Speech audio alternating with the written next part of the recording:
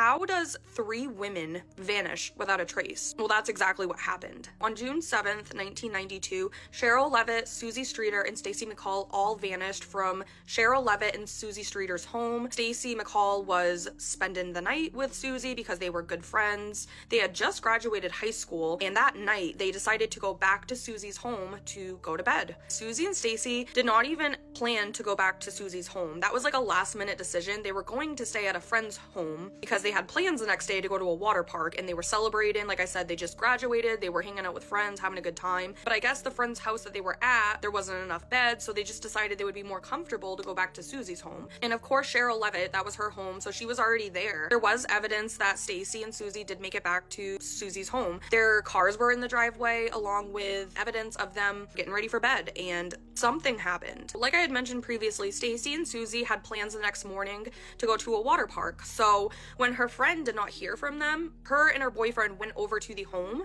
and that's when everything went downhill because they were not there. And when they got there, the outside front porch light was actually broken, but not the light bulb. So it was just the globe around the light bulb that was broken, and Susie, Stacey, and Cheryl were nowhere to be found. To make it even creepier, their purses were found all in a pile. Everyone says that Cheryl Levitt was a chain smoker. She would never go anywhere without her cigarettes. So the fact that she had left her cigarettes and her purse behind, and then on top of the fact that all of their purses were in a bunch, is very just not normal. And what's even creepier is when Stacey and Susie's friend was over trying to figure out like where they were, while she was there, some man called the home and was saying very inappropriate things on the phone, and it disturbed that friend so bad she hung up. Police have always referred to it as a prank call, but honestly, I have always thought that had something to do with this case. You cannot tell me a grown man calling the home that day saying really inappropriate things had nothing to do with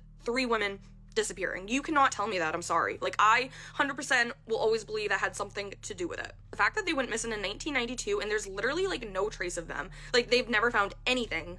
It's like they literally just vanished out of thin air in the middle of the night. Like, it is just so bizarre how 3 women can vanish and literally never be found. Like, no trace of them ever found. Like, whoever did this either was very skilled and had done this type of thing before, or it was someone that one of the women knew. Like I said in the beginning, Stacey and Susie did not plan that night to go back to Susie's home. That was a very last-minute decision.